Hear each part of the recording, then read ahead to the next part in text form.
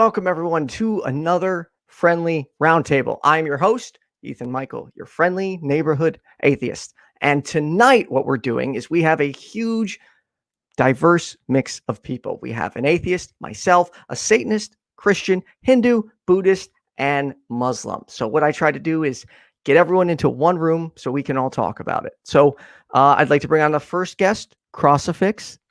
How you doing? Well, and yourself. How's it going? Thanks for doing this. Thanks for inviting me. Yeah. He is obviously the Satanist. Next, we have Shanna, our resident Hindu. How are you? Hi, I'm doing well. How are you? Doing well. Next, we have everyone's favorite Christian co-host of In Black and White on YFNA News every single Thursday at 7:30 p.m. Central Daylight Time, Mr. Rick Lockhart II. Oh, you're too kind. You're too kind. What's going on, everyone? Glad to be here.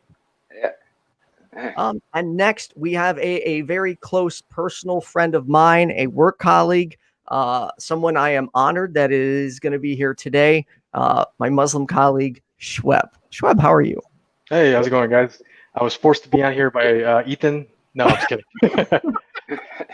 I may have put a little pressure on him. Like, come on, man. If you want me to keep working with you, you got to do this. Yeah, no, it's a pleasure being on here. So thanks for having me. Of course. And then our last guest is a Buddhist, and she is the co-host of the 13% on YFNA News, airing every Monday at 7 p.m. Central Daylight Time, and soon to be releasing some other news clips on Sundays, Cynthia McDonald. Hey, everybody. How's it going? Oh, crap. Hey, everybody. How's everyone doing? Good.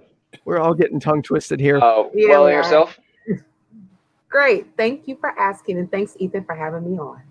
Of course. So, like all my other roundtables, what I'll typically do is I'll start with a few questions. We'll go one by one, and then ideally the conversation will just evolve and people will start talking. So I'm going to start with Crucifix. Where do you stand, and how did you come to believe what you believe?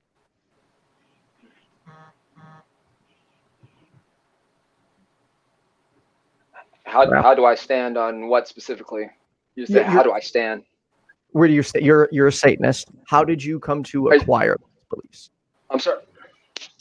Yes. Okay. I came to those beliefs from growing up as a Christian, and I had a lot of. Oh, is there an audio problem? Oh, I think Can you hear me now? How many fingers am I holding up? There's a delay. All right, hang on. What? I have a bad reception. There is a 10-second delay. All right, hopefully he'll come right back.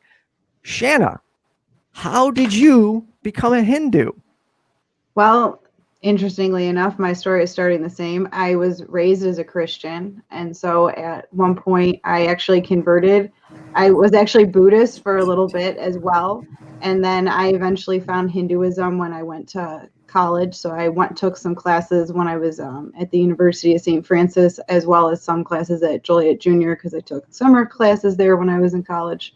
And I took some world religion classes as well as some classes on Hinduism, and kind of got into it from there and converted around the age of 19, 20 years old.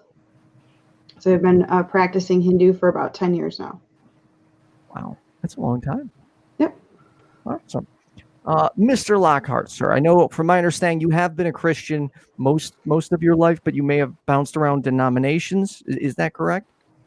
You're correct. You're correct.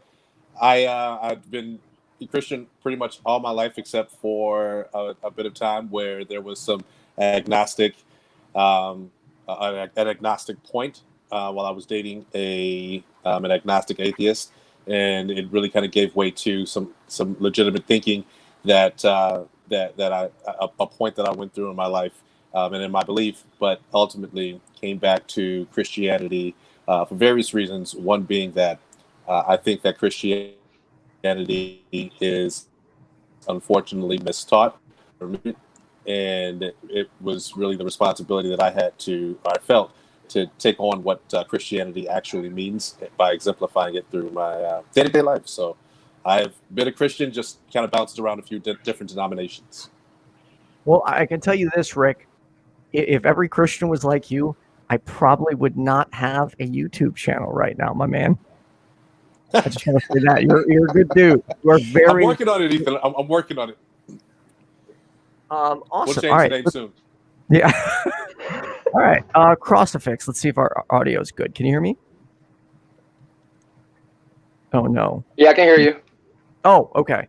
Is there... How many fingers am I holding up? I can hear you. All right. 1. All right. So there's about a 3-second delay. So I'm going to ask the question, and then I'll let you expand. How did you come to acquire your beliefs as a Satanist?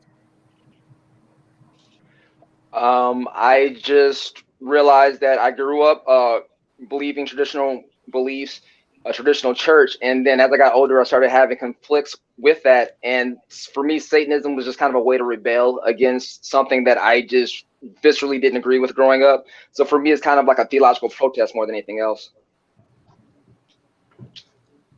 Okay, cool. All right, Cynthia. Yes. What about you? Oh yeah. So I was Christian for the majority of my life. But at some point, I kind of felt Christianity was kind of wanting. I, like Rick, kind of bounced around denominations for a bit. And then as time went on, I started kind of looking outside of Christianity to kind of find answers, per se. And I ended up watching a whole documentary on Buddhism, even though like I studied Buddhism and Hinduism and other religions, you know, when I was younger. But then I kind of came back to Buddhism and ended up asking, you know, running into another Buddhist who was talking, and we had conversations about it. And eventually I was like, yeah, this is cool. I want to go ahead and follow this philosophy. And that's what I yabba dabba did. And I've been practicing Buddhism for the past like about 3 years. Yeah. Awesome. Shoeb, what about you? All right. So I was born in a Muslim family. So pretty much been Muslim all my life. And you know, the reason I continued following my religion is because, you know, I was around it. My parents followed it pretty good. They religiously. I would say I am pretty religious, but as I grew older, I started to do my own research on the religion itself, and it interested me more and more. So that's kind of what kept on, you know, making me still continue to be a Muslim. So that's pretty much it for me. Is there another part of the question? Sorry. No, that's that was you answered it. You know, and Okay. I will say the same thing to you that I said to Rick, man. If every Muslim was like you, dude, we would have a much better world, because you both are two of the most peaceful, laid back, happy people I know. And I think you're great representations of your community. And I think, not that I can be one to say that because I'm outside that community, but I think the world would be a better place with people, more people like you both. Thank you. I try. I always tell you, Rob, not the best. I'm trying. I'm never going to say I'm the best. I'm always practicing and whatnot, but my wife may defer. Hey, show up. I got dibs on Ethan first for Christianity, all right? I'm just putting that out there. I got dibs first. I have to say, I did observe, you know, I don't know if any of you saw my status like a while back on Facebook, and I said I was observing a day of Ramadan. You know, it was because of my colleague here, Shoeb. And man, that was difficult. I was so crabby. And this guy is doing it like every day for extended periods, and I'm losing my mind after one day. So the commitment's impressive. Yeah. Okay, let's start with so Cynthia. I understand that you are an atheist and a Buddhist. Yes, I am. Well, I don't want to say founder of religion, but I guess like, you know, the one who actually brought about Buddhism, which is Siddhartha Gautama was actually an atheist. He was a prince that was in India who ended up leaving his particular comforts to actually like learn the world. And as he tried other different, portions concerning Hinduism and even other, things that he studied, he ended up, sitting under a Bodhi tree and then became enlightened, right? However, anytime that he talked about aspects of the world, he oftentimes would default to, like Hindu gods, but it was always mostly through metaphors every time that he wrote his sutras. So in actuality, I can't speak for every school of thought for Buddhism. I practice Nichiren Buddhism. Crucifix, I think that you mentioned that you used to practice Nichiren Buddhism too. Yeah, and so we don't in that particular school of thought, we don't have like any type of worship or grandiose dedications to gods. We are we're mostly called dedicated to the law of cause and effect, and that's just like the grounding portion of the universe itself. And matter of fact, coming to study Buddhism and more so reading the Lotus Sutra, which is the highest teaching that Shakyamuni Buddha did, which is Siddhartha, kind of led me onto the pathway of becoming atheist, because that's kind of like when I just kind of discovered that I'm responsible for my own life. And there is, more than likely no empirical data to actually to suggest that a God exists, none that I can really, garner to. And I kind of have to reason myself out of my beliefs, and to the point where it kind of led me to becoming atheist as well. Interesting. I did not know that. We're having go figure. We get all these different religions in the room, and now we're having technical difficulties with everybody.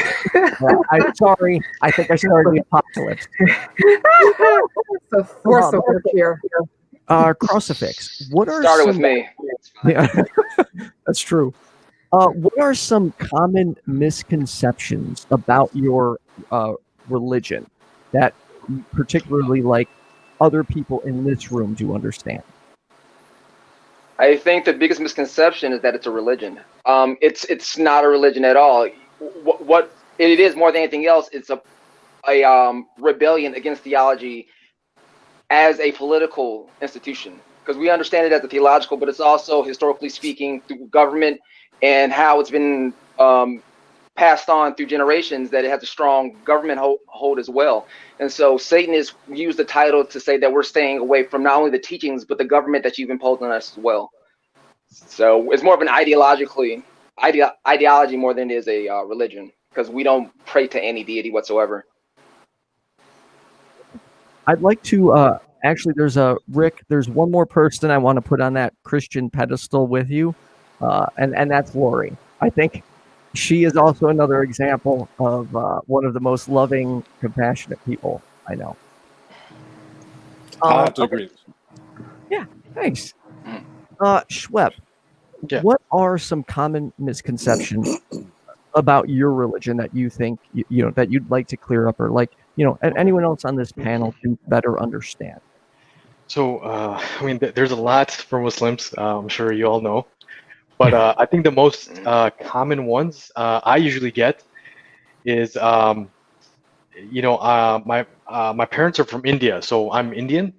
And, when I tell people that I'm Muslim, they're like, wait, I thought Muslims are from the Middle East, or another one is they think that I'm not saying everybody, but some people think that all Muslims are Arabs. But, I tell them there's Muslims all around the world. That you could have Chinese, you can have Asians, African American, from all sorts of backgrounds. So that's a very common misconception that whenever I tell people that I'm Muslim, they're surprised because I'm Indian. So that's one of the bigger ones. The list goes on. Another major one I could probably discuss here is like,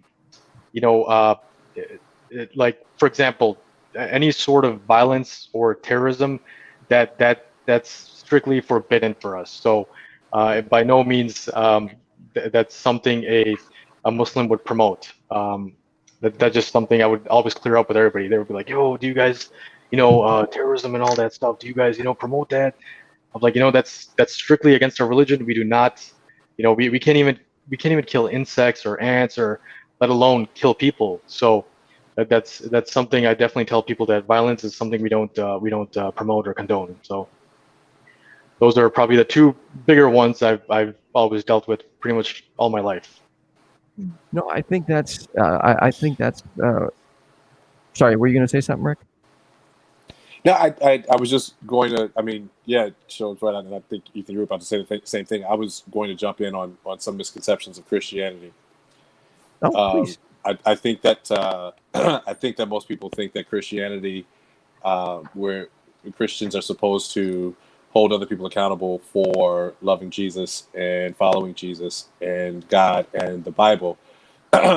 Granted, that's by most Christians, but that's neither here nor there. It's this misconception of how Christians are, these can be these very judgmental individuals, and unfortunately, I think that kind of goes into the misconception of Christianity and our responsibility of our existence and just living our life. Awesome. But again, I think that's by most Christians, so it's unfortunate. That's who probably criticizes or does it incorrectly the most. Well, I tagged you on Twitter the other day with one of Tommy and Lauren. That a lovely example of Christianity, wouldn't you say? Telling everyone that they should just burn. Like, come on. It was more appalling to see some of the Christian responses there too, as well. Right. Like, they reap what they sow, or they deserve this. Like, what is wrong with you? That's how you get to be a Satanist, because you really get a lot of that. And, I grew up as a son of a pastor, so that is specifically what I was exposed to. And so you see one thing and you hear another, and yeah, it causes a lot of conflict. So it's unfortunate, because I've met there are so many Christians that my life would have been way worse if they weren't in my life. So it's just unfortunate that the people that truly represent the religion don't get the platform most of the time. No, I agree. Shanna, I gotta say, I don't know of any. Like, I'm pretty versatile when it comes to knowing like the misconceptions of each religion. I don't know any for Hinduism. So really, I feel like we touched on a big one a lot in our, like, when I was on your show the first time, and that's that a lot of people think Hindus are polytheist. They think that all of the different gods a Hindu worships are a Hindu actually believing that there are multiple gods, whereas rather they're using the gods as a form to worship a certain aspect of one eternal God. So Hindus have one formless, eternal, universal God, just like they do in monotheistic religions. They just feel that their connection to that God is different. In a monotheistic religion, one believes that their individual soul is separate from God, whereas in Hinduism, we believe that our soul is part of God's soul, rather. But again, I think that's the biggest misconception, is believing that Hindus worship plural gods, whereas we really believe in only one God, the ultimate Brahman, which is behind all of the deities that are worshipped in form.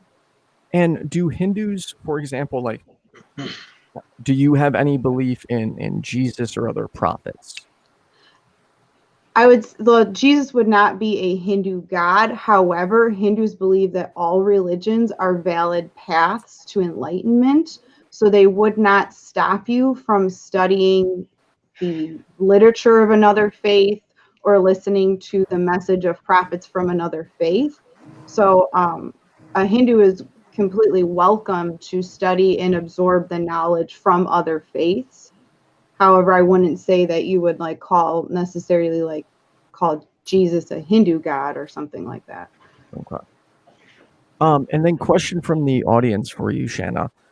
Do you live in a predominantly Hindu area? No. Awesome. I knew that, but I didn't want to answer that for you. Going forward, Rick Lockhart, Christianity is now going to be called Rickianity. No, no. We're not. We're still following some great examples by a man named Jesus, and I'm gonna hold on to that. So we'll keep it at Christianity for now. Before I get to Cynthia, Shoeb, it's my understanding that Muslims also do believe Jesus was a prophet, correct? Correct. Yeah. Jesus is a prophet for us, and he's highly respected. And so, does he inform you the same way like Muhammad, or is he comparable to Muhammad? Yeah, I mean, for us, like each prophet, like Muhammad or Jesus, came down during certain times of a lifetime, and they were basically sent down to promote the religion. And comparing to Jesus versus Muhammad, both very good people, very well-mannered, knowledgeable. And prophets, they don't commit any sins. So it would be very hard for me to make a comparison between both. Okay. Yeah. Now, from my understanding, you can't draw Muhammad. Are you allowed to draw Jesus? Is that the same, or is it considered like? So it's kind of disrespect. It's like a disrespect for us to depict any sort of prophet. It's not something we should do, because technically, in this century, I don't think anybody would have knowledge on that. Especially, you know what I mean? Like, any sort of depiction would vary. And I don't think there's any sort of proof of how exactly they may have looked, at least Prophet Muhammad. So, that's as far as I know. If we all momentarily agreed that Jesus was indeed at least a historical figure, are we all on the same page that he was not white? You can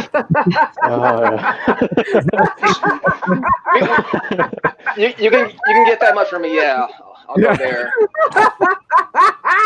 I'm going with that. Yeah. But also, and there it No is. comment. There it is. I've actually studied quite a few religions, and actually, early Christians also didn't depict images of Jesus either. So it was actually very similar to how Muslims in the current day practice the image of the Prophet Muhammad. Yeah. So when did the pictures, or when did that start happening? Isn't that the early medieval period? I want to say the more early medieval. Yeah, period. in the medieval period. Mm-hmm. Yes. Some people have theorized that the Last Supper was the first image, but it's very hard to verify. Okay, that makes sense. And Crucifix, just, do you believe Jesus was a historical figure, or no? I believe he's a culture hero, and that's about as much fact as I can give that, because it's difficult for me to believe anything that doesn't have secular accountability, and the only thing that we have about Jesus is from believers of Jesus. So I can take him as a culture hero, but that is about as much I can do. If you had to weigh one way or the other, do you think Jesus existed again as just the human, not as a supernatural entity, or would you say you lean on the side that he doesn't exist? I would lean on the side that he didn't exist.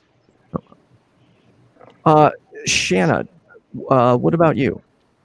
I would lean on the side that Jesus did exist. I would say that historically there are examples, certain gospels that are not included in the Bible that are closer to the time of when they would say Jesus actually lived. I don't necessarily believe, in the Jesus being the one and only Son of God, but there are historical documents around that time that reference him. So I believe that he existed as a person, because there's enough written in antiquity around that time to suggest that he existed. Okay.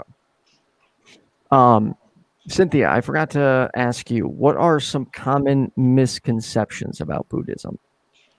Common misconceptions about Buddhism, I think, actually come from other Buddhists, which is making, to me, the Buddha a god. Oftentimes I've had, back and forths with other Buddhists, or like cultural Buddhists, or people who were actually born into like Buddhism, from hailing from like different countries. that looked at Buddha or Siddhartha as godlike or deified him, and I would argue to say that if Siddhartha knew that, and in some of the sutras he kind of predicted that, only because, and I think that that's a very natural thing, that humans have a tendency to deify people, especially if they are very wise and they always give good advice and things of that nature. They have a tendency, to make them more than what they are.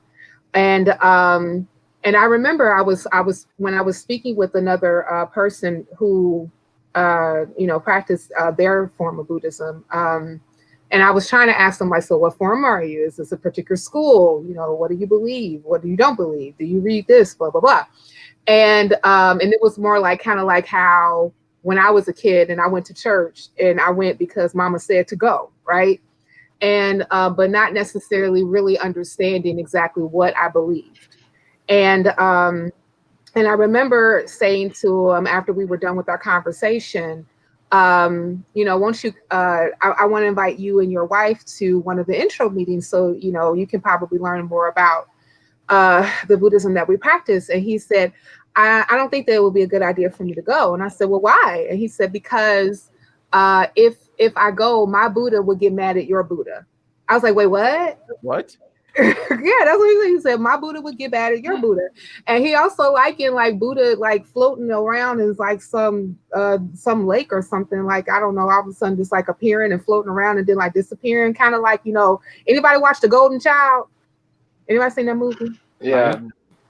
Okay, you remember me. like okay, cool. that was and so like the little kid that was like floating around, all of a sudden did like release like the butterfly or the bird to tell Eddie Murphy to come here or whatever. That's kind of like how he compared like the Buddha as this divine esoteric being. And I'm like, no, Buddha just means enlightened one, or to be awake. That's all it means. But as far as like, the original Buddha or anything to that nature, he was a man. He was a very wise man, but anything else, that's it. Well, so thank you. All right, so this is going to be a question for everybody. Do you believe in any of the following? Spirits, souls, ghosts, angels, demons, devils, magic. I actually don't know the difference between magic and magique. Extrasensory powers and miracles. So starting with you, Shanna. Yeah, I definitely believe in spirits, souls, ghosts, not angels and demons, devils. I'm not sure what the difference between magic or magique is, but I believe in like certain things like energy healing. I don't know if you're getting into that realm. So as far as like sensory powers and miracles, like I guess I believe in like the Force. Yes, I believe in the Force. Shoeb, how about you? All right, so we pretty much do believe in everything there. Angels, demons, devils, magic. By believing in magic, I don't mean like, okay, that's something I do, but I do believe that once, a person that gets involved with like, I guess with the work of like, with the help of with the devil or demons, that they can do some sort of magic. So yeah, we do believe in that. Spirit, souls. I do believe like, we have our soul and stuff like that. Sensory powers, I'm not sure on that one. I don't think so. Miracles, I do believe that, God can, do some miracles here on earth. And then, many of us probably have gone through some miracles at least once in a lifetime. So yeah, we believe in most of the stuff there. Yeah. Awesome. Mr. Lockhart, or should I say, Mr. Lockhart, newest member of Rickianity. It's not going to be a thing. Back it up. I'm going to be Christian for the duration here. I'm like Shanna. I don't necessarily know the difference between magic and magique. But everything else there, yeah, I pretty much believe is capable, is possible. Yeah. So, Crucifix. Let's see. No, but I understand. We believe, or I believe, that demons, devils, those are just the sides of yourself that you haven't figured out peace with. So you need some way to get it away from who you truly are. And so in Satanism, we believe that the devil is as much a part of us as our angels are. And so we try to find peace with it. Magic, that's just what we can convince people is real. But for the most part, nah, none of it. Awesome. And then Cynthia. Let's see. No, no, no, no, no, no, no, hell no, no, really, no, and no. But I will say this. In Buddhism, there is a concept called the 10 worlds, where it's like the 6 lower, and you have like the 6 lower worlds and the 4 upper worlds. Okay. And all of those particular worlds that you can be in, and you know, it would take me a minute to actually pull up like, you know, what they all are. So one of them is anger, another one is like rapture, which is like heaven, another one is animalities. It's a bunch of them. But regardless, each of those particular worlds are states of mind, because like even hell is considered like a world.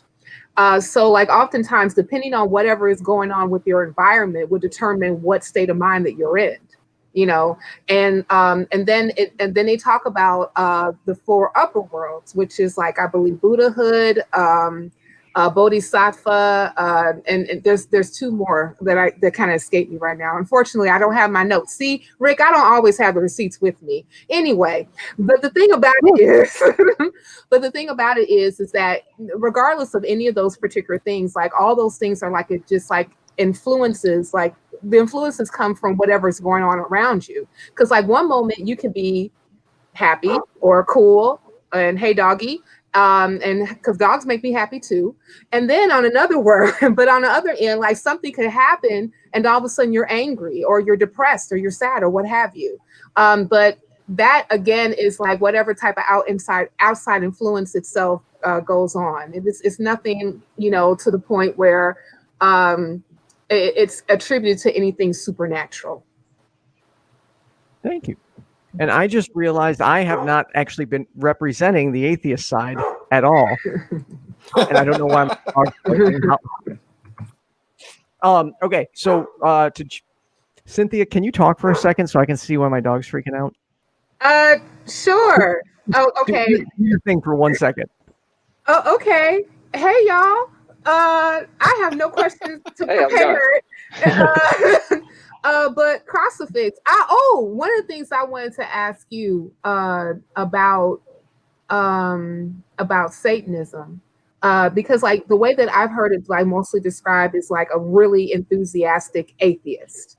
So you know, so can you kind of like tie in like mostly like how like it goes like from being atheist and also like in this organized like church atmosphere, if that makes sense. Mm-hmm. For me, yes, being as a modern Satanist, because obviously that term has been thrown around and people have used it for different things, and obviously there are darker organizations that have used the term Satanist, obviously, but if we're using the modern context, all we're saying is that we are against what's going on currently. And so, I'm sorry, I had to do the background. What was the question one more time? No, I was asking, like, can you like tie in, like, you know, I guess like atheism into like the organized church portion of like what Satanism it kind of is. Like this a way like they kind of organize the atheism, if that makes sense. Oh, so you're like the Satanic Temple. So like there's so many offshoots of what Satanism is. As far as like my individual version of it is that I'm just an atheist who really wants to have these conversations, much like we're having today. And as a Satanist, you're simply saying that I have so many issues with what's going on that I want to play the villain in your narrative in order to do what's going on. So I think it varies from person to person. There's some Satanists who have problems with people of different ideologies like any other person would. Me personally, because I've got to study multiple religions as my father got his doctorate in theology, so I had to be somewhat versed in multiple religions. I got to realize how similar people really are. And once I got rid of the anger of my upbringing, I got to see a lot of people as just people. So I don't know if that answered. So yeah, actually, let me follow up on that real quick, Crucifix. I find some atheists get upset that Satanists use that Satanist label because they're essentially contributing to the stereotype that atheists worship Satan. How would you respond to that? I think there's a clear differentiation. I think if somebody does not identify as a Satanist, they're not going to accidentally identify as a Satanist. They are normally pretty enthusiastic about being atheists. For us, we are also atheists, but we want to be a part of the conversation, because if you're saying I don't believe in anything, I don't really care about this, you really don't have a seat at the table. But even though technically we also don't have a seat at the table, we still want to have the conversation. So that's really where the title comes from. Well, I hope I have a seat at least this table, since I put it together. Yes, at this table. But if we're talking about just in general, faith or organization, there's not really an atheist organization. It's just kind of like it's a lack thereof. And Satanists are really just organized atheists who just really like being antagonistic. Yeah, that's fun and we're cute. Yeah. I think that actually answered my question, Crucifix. Thank you. So before I get to the next question, I want to jump back, since I never explained, where I am as an atheist. I would consider myself an agnostic atheist. So I don't know whether there is a God or not, but I am currently unconvinced. Obviously open to believing with convincing enough evidence. In terms of all the questions you had regarding spirits, souls, all the supernatural, no, I have yet to really have a reason to believe those are real.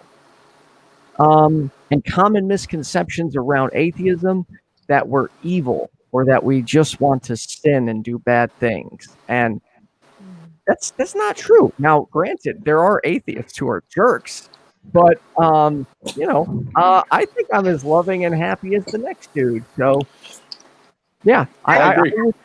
I have to agree. I agree with that as well.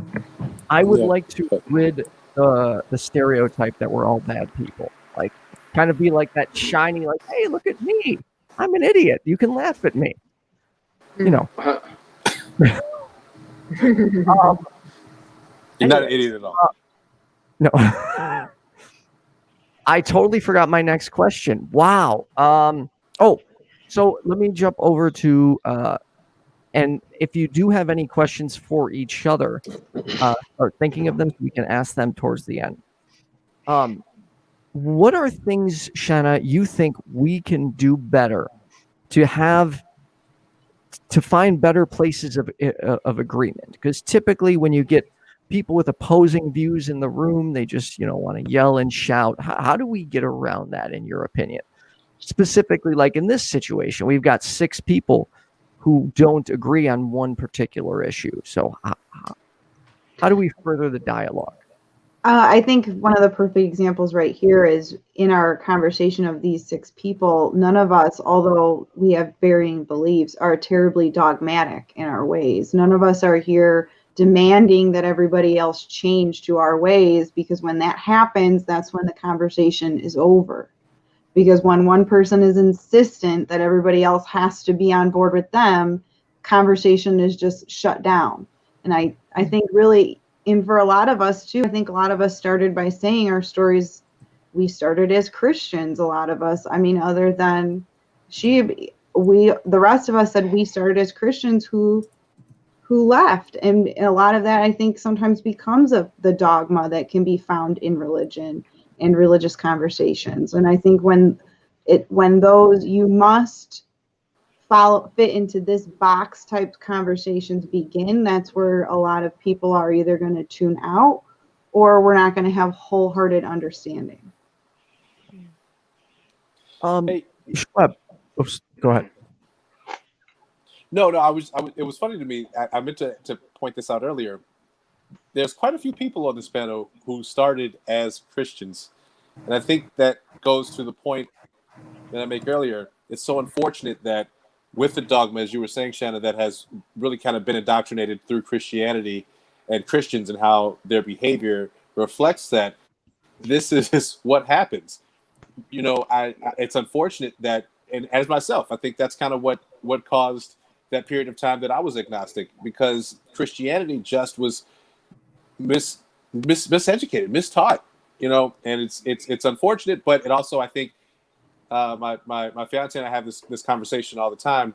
If believing in God as a Christian means that He's all powerful, then we can't say that you know, anyone else's belief in a God isn't God's way of showing His love and affection for each individual that's here. So I found it. When I heard everyone's story of, I started as a Christian, it was like, oh, see, this, you're not doing Christianity right. Where's this hashtag? You need that shirt, right? Hashtag not doing Christianity. That's just, you're not doing Christianity right. Sorry, guys. See, and that's interesting too, because for me, like, I was a pretty darn good Christian when I was a Christian. I was a little overly dogmatic myself, up until the point of not believing that other faiths couldn't also go to heaven. And Christianity put me in the shame box where I felt like I had to be a perfect Christian or I didn't fit. Whereas, interestingly enough, I'm not always a perfect Hindu, but because I find that religion to be a lot less dogmatic, I don't feel stuck in that same position. There isn't this you have to be perfect or else you don't belong here mentality. And that's actually why I found a religious home in Hinduism eventually. Wanted to jump over to Shoeb real quick, because Shoeb, you actually have given me one of the most memorable experiences I've ever had. And I'm totally going to put you on the spot right now, but it's a good thing. I promise.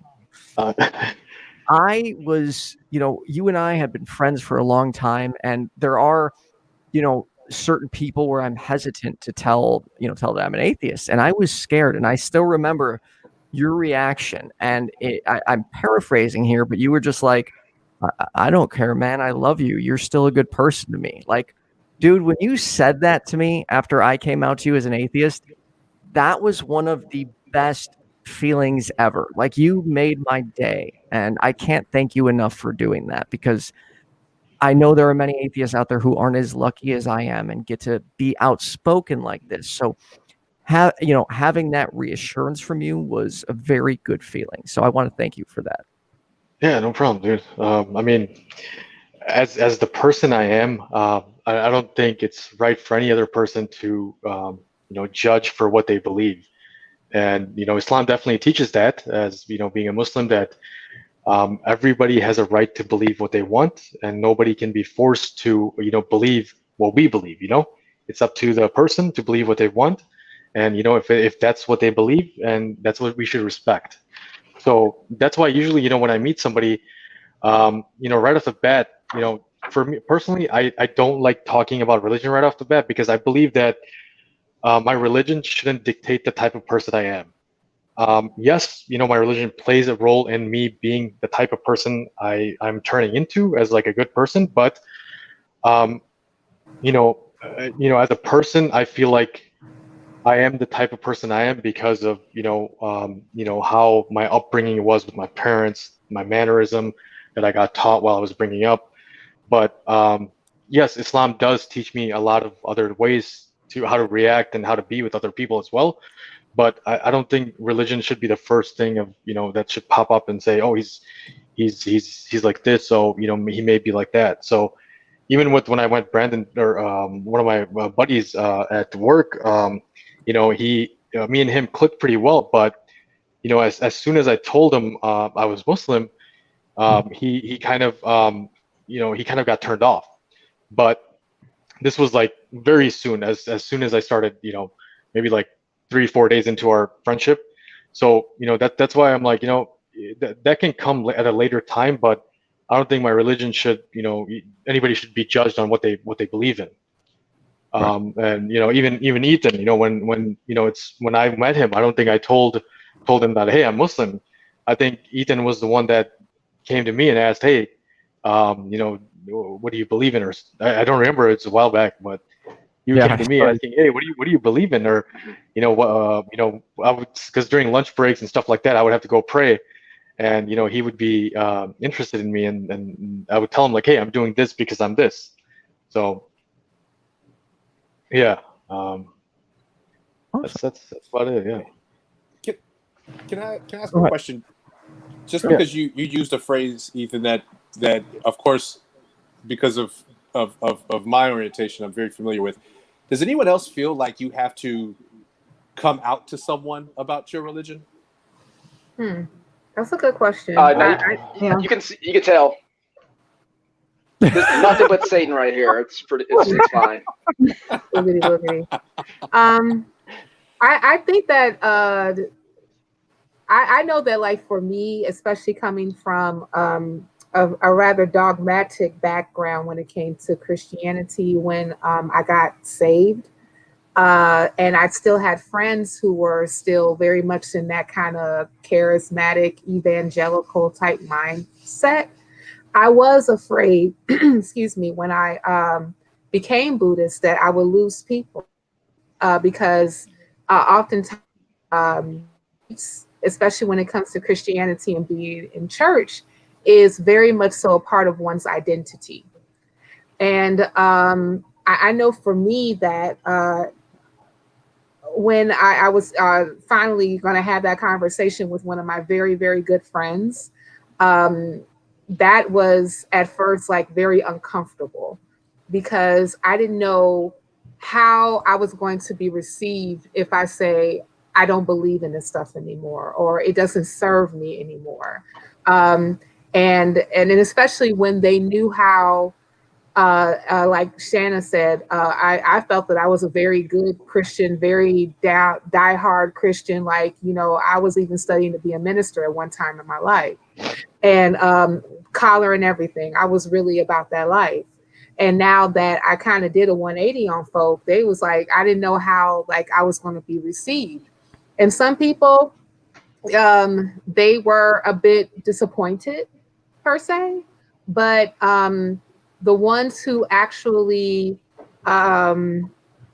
really like, I feel like were really my friends and really like loved me for me, sticked with me. And that kind of was a litmus test for me to really see like who was really for me and wanted to stay like my friend or what have you. And those who just was kind of like, I deal with you because we believe in the same thing. Mm-hmm. So actually, sorry, I No, actually please go ahead. can add to it. Okay. So for me, when I started becoming a Satanist, I became a Satanist while being an actor at a performance arts church. And so for me, I eventually became vilified because I started asking more questions and I started being less and less satisfied with what the pastors were telling me. And I got pinned as a Satanist before I actually ever called myself one because I just had so many questions and I was never happy with the answers. And so I remember the specific moment when I said like, yo, I don't care about this anymore. I'm a Satanist, is when I wasn't even doing anything. I was just in the back walking away. And there was a pastor that was on stage and he said, I see cross in the background and I see your spirit and it is blackened out. And that is the moment I gave up on God entirely because you made me a point of your sermon when I had nothing to do with anything. Because I was an easy target because I was the heavy metal black guy asking questions. So yeah, it cost me a lot of people, but it's okay. Because for me, being a Satanist, and I have a lot of friends that are still Christians, and I associate with people. I've done more charity work. I have more time behind my back. I've picked up more trash in Inglewood. I've worked with more at-risk youth. So I have proven, even though, yes, I am a Satanist, I still have work in my community, and my religious background does not prove my morality one way or another. Facts. I will say one of the, I was married to a Christian, and one of the things she said one day, I forgot how she said this in like passing, referring to like she was talking to someone, and she said, I don't even think he's a Christian anymore. And it was at that moment when I told her, I'm like, or no, she said, I don't know if he even believes in God anymore. And that's when I was like, yeah, I don't. So.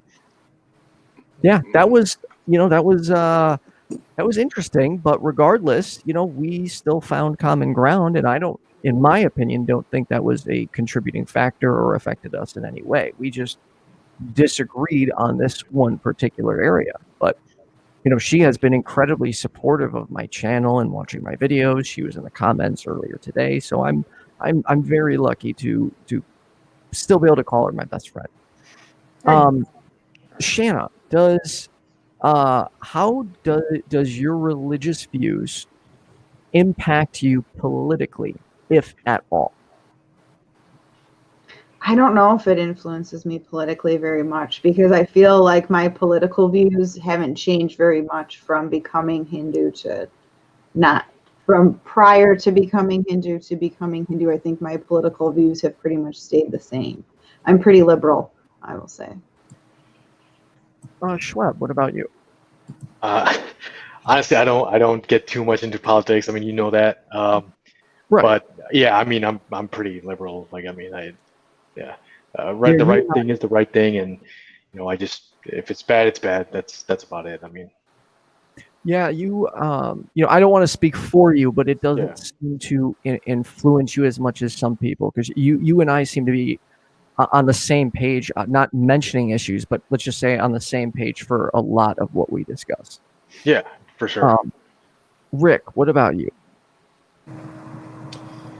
That's a tough one, because, as a Christian, I should be this conservative voter, right? But I'm not. I'm actually much more on the liberal side. So, yes, I guess it does play a role in how I vote, but it's or my political views, but it's definitely opposite of what the traditional Christian vantage point, I guess, would be, just as it's represented in politics, I guess. So. Awesome. Crucifix. Man, if this isn't the reason why Satanists are Satanists, I don't know what is. The fact that someone's religious background would have any influence on their political affiliation is why Satanists call ourselves Satanists, because that should have nothing to do with other. You can believe whatever you want to, but still should have the presence of mind to decide, okay, I trust what they're saying, I like their plan. But this idea that, because you believe this, now you're huddled along with this political figure is, well, I'm a Satanist, I guess, man. I don't know. So no, I look at the candidate and I deal with what the issues are, and that's it. And I don't want to put a label on you, but just overall, would you say you're more left-leaning than right-leaning? Politically, yes, yeah. Okay. And then Cynthia. Not really. I'm more, and I think that we talked a lot about this on the 13% that actually airs on Monday nights at 7 p.m. Tune in, Central Daylight Time. I am more concerned about policy and how it would affect myself more so as being a Black person in America, more so than a Buddhist person in America, or even an atheist. I personally feel it's absolutely absurd for religion in any shape, way, or form to influence how we rule society. Now, even when saying that, I don't necessarily agree with taking a hard stance when it comes to religion being told to be forcibly taken away, like in a communist state, because then the state becomes the religion. Right. So I would prefer people to kind of just fall away, like, kind of like either this serves me or it doesn't. But for it to actually influence like how a person votes, or what policies that they push, or even dictating to another person how they should even live their lives, I feel is atrocious. And it's more so should be like, what's better, we should push more so what's better for society versus are you going to vote this way because God would be pleased? Yeah, I would agree. All right, question for the panel from Deconverted Man. What, if anything, would deconvert/convert you into out of your faith/religion and or lack thereof? He did a good job of including all of us in this question. Nicely worded. All of it, yeah. So I would say typically I struggle with supernatural claims. I think if there was a way I could, I guess, find better evidence, something that I specifically found believable, I could be, I would end up believing in God. And not that I've read everything or seen everything. I have a lot to learn. It's just from what I've seen, I haven't yet seen enough to believe. Shanna. I think at this point, I don't think I could be deconverted. I think I have. This is again where we kind of differ on this. Like, I am fully accepting that I don't know everything, and I have no conclusive evidence for there being a God. However, I have a belief that exists there, and even, for example, I said I was a Buddhist for a while, and the reason I left Buddhism is because I do have a propensity for worship inside of me. Like, I seek a communion with an entity that is outside of myself that I believe is there.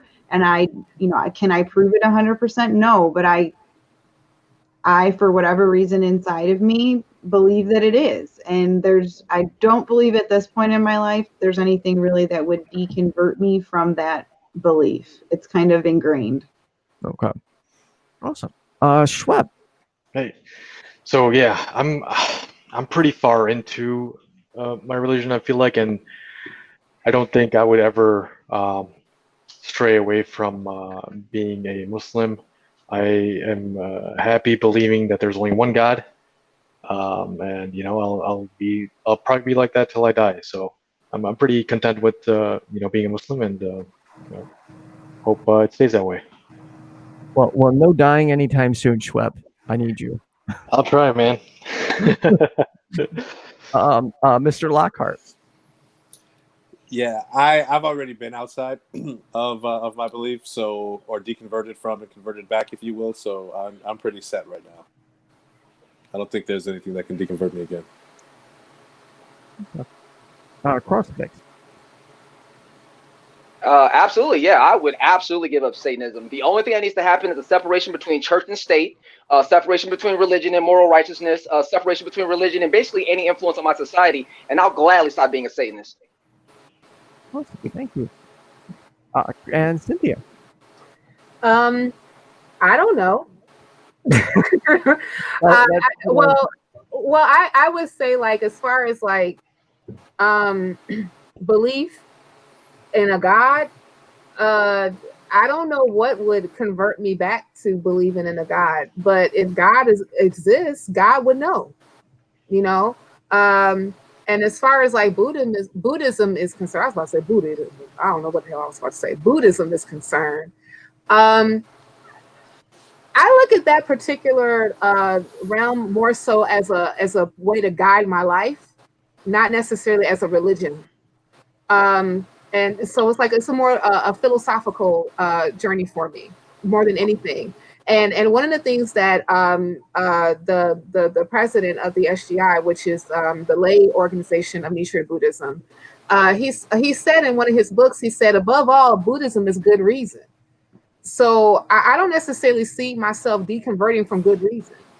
And matter of fact, it was good reason that kind of like, or reasoning that kind of like led me to come out of a lot of those beliefs that made me look outside myself. And I personally feel that I feel more responsible and more empowered because I am not looking outside of myself for anything. And it's me and my mind, and that's it. And I go from there. So yeah, there you go. Okay. Question. This is from Best Name for you, Rick. And if you have any questions, just tag me in the comments. We're going to be wrapping up here in just a few minutes. What does it mean to do Christianity right, though? Don't all Christians think that they are doing it right? Yeah. So the not doing Christianity right to me is this catchy phrase that we've used before on a roundtable. I think that when it comes to Christianity, there's like there are all of these dogmatic teachings that are based on historic biblical accounts, and unfortunately, I personally take issue with utilizing the Bible for representation for how one should live their life because of a lot of the contradiction that takes place, and even the fact that the Bible's assembly has had so many hands in it to fit the narrative of leadership, governments, and monarchies that it's tough to utilize that. So for me, I think I typically would base what Christianity is on these two commandments that Jesus left us, right? Which was to love God above everything and love your neighbor as yourself, right? For me, Christianity is exemplifying that. That's all I have to do, right? To be a Christian, in following the ways of Jesus and loving people. What I mean by that, because a lot of people kind of interpret that as being, hugging someone or always encouraging someone and just showing love rather than what encompasses what it means to love, right? It means to be patient. It means to be understanding. It means to listen. There are several different variations of what, or explanations, of how to love someone that if you follow what love actually is, for me, that's really the basis of Christianity, aside from believing that Jesus actually existed, was the Son of God, sacrificed or died for, being the sinful nature of man that we are, and accepting that. So that would basically be Christianity, and not doing it right is what you get when you have so many judgmental people that hold people accountable to every single scripture in the Bible, or are judgmental in the fact that because you're a different religion, then you can't get into heaven, or you must not be this great person, or what have you. Okay, our last question is coming from P. Religious belief versus family/loved ones. Which is the priority for you? Anybody can jump in? Yeah. It's tough. For me, it's. Go ahead, Crucifix. Go ahead. Oh, okay. For me, it's beliefs, and I've already sacrificed family for beliefs, because it's very important for me to be happy within myself. I think family is wonderful, but when family gets to the point where they make you feel bad for being who you are or who you feel like you're happy with, then that family becomes toxic. So yeah, part of my being a Satanist is losing everything that the version of me that was a Christian was. So that included family. So yeah, no problem. Who'd like to go next? For me, I don't think that my beliefs cause me to have to put my beliefs or my family into like one above the other, or rather that my beliefs ask me to put everything all into perspective with myself. Because Hinduism would teach me that all people are part of the universal God, so that all beings are one. So I'm seeing that only my family as myself, but myself as my family. And I'm also, part of Hinduism would be to complete my dharma, which would be my duty as a human being. And being a member of my family is part of my dharma, or my duty. So being a good family member and being a good friend and community member would be kind of like right in par with what my religious beliefs are. Does that mean that I would have to stay in a toxic system? No. But does it mean that I would uphold my end? Yes. Shoeb. Yeah, so I feel like it's a trick question personally for me, but You don't have to answer if you don't feel comfortable. yeah. So no, it's good. I would first put my beliefs in the first place, and then family would come secondary for me. Okay. Yep. Thank you, Mr. Lockhart. Yeah, it's belief for me, but I'm lucky in that I'm most of my family are Christian. Most of my family's Christian, so but even then, it's still some of the beliefs that I have that are not in line or parallel with most other Christian values, like being gay, it's still for me, my belief over my religion. I mean, my belief over my family. Okay. Yeah, mine, I would go family first for me. All right. Last question for everyone. What would Get you a chance to answer that question. I was gonna say, did Cynthia answer that? I'm sorry, Cynthia. My bad. Shade. I am so sorry. I did not mean to do that to the co-host of the 13%, which airs every Monday at 7:30 p.m. on YFNA News. No, 7 p.m. Right, we're 7:30, right? We have Yeah, to do that the other day. Thursday, so right, 7:30. We're 7.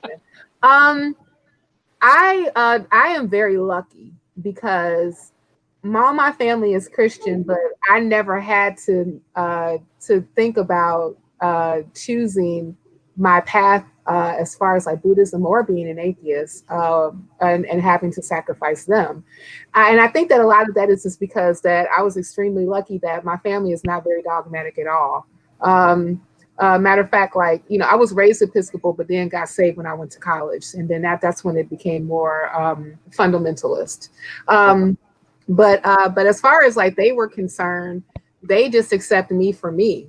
They said, okay, whatever, oh, okay, well, you atheist this week. That's great. So it was never like you got to choose your belief or non-belief, or even like your philosophical leanings over us. So I never had that particular choice to make. I was afraid that was going to be the case, but that wasn't. But I will say that at the end of the day, and I think that this will be for any person, no matter what you believe or not believe, eventually you have to be a true purveyor of yourself, because even if like you have family that would constantly be kind of crazy or very dogmatic towards you because you don't believe what they believe or what have you, eventually that's going to be problematic for you. I mean, I can think of all types of instances where that can even cause like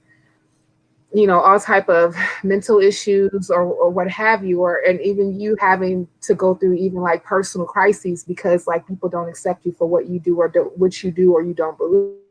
So at the end of the day, like I would tell any person, like, you have to be true to what you feel is true for you, regardless of what family or friends may say. Thank you.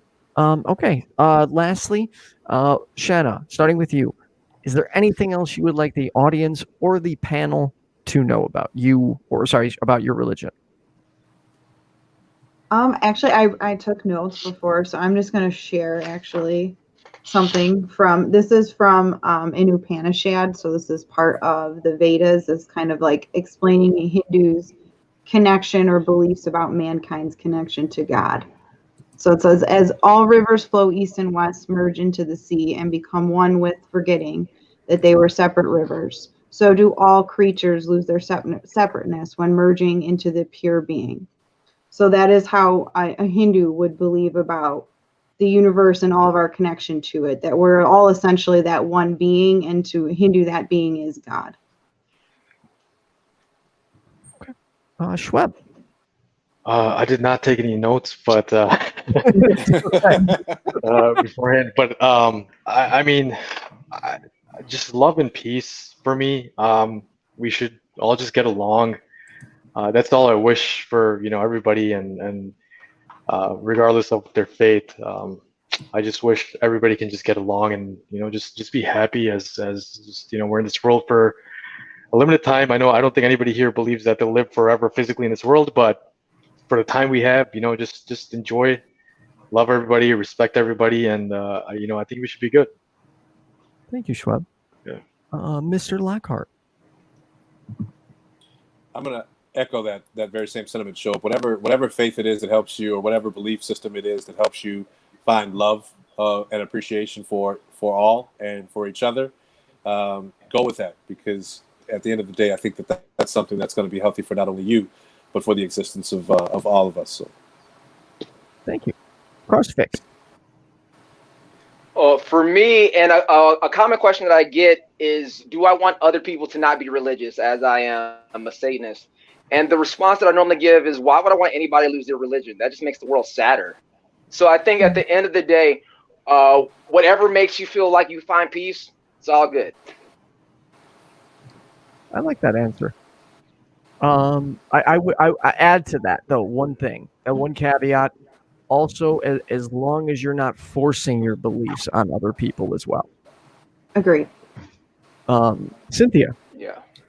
I'm picking back on Shanna, and I'm going to end with a quote too. One of the ultimate goals of any person that's practicing Buddhism is to be happy, and happiness for yourself and also for others. And one of the quotes that I really like by President Taylor was that happiness is to be found within your own life, in your thoughts at this very moment. You yourself are most noble and precious. You have no need to be anyone or to long far off. You have no need to be envious of anyone or to long for far off things. Thank you. Do a fan dance. Nice. To echo what Shoeb and Rick said, also love and peace. And I'd like to make one very important announcement that I noticed. It's interesting at the state of our country when an atheist, a Satanist, a Hindu, a Muslim, a Buddhist, and a Christian are all politically on the same page. To me, that is very telling in our current climate. So it's nice to find that we have, we always do have places of agreement, and I think those are, the areas we should always start with. And I would like to thank the entire panel for coming on and doing this. I was pretty nervous for this one because, I feel like I picked great guests who are all respectable of each other, but you never know. You're live and there's anything can happen. So it's always a little bit like, please don't go wrong. Please don't go wrong. So I'm glad I didn't. I want to thank all of you for being tremendous guests. I do want to thank I still can't talk, apparently. I want to thank my top tier patrons, Cindy PLAZA, Trina, Deluca, Kenneth, Leonard, Christian Watkins, Kathy Letto, Ian Davenport, Bestname Ever, and everyone else. Thank you so much. If you like what I'm doing, there's a Patreon link in the description. There's also a link to buy us a coffee. And lastly, Rick Lockhart, you have a show tomorrow with me, I believe, at 7 p.m. Central Daylight Time on youtube.com/YFNA News. Cynthia, you're next. What's up? 7:30. 7:30? Oh, sorry, 7:30. Thank you. And then Cynthia, you have a show coming up every Monday at 7 p.m.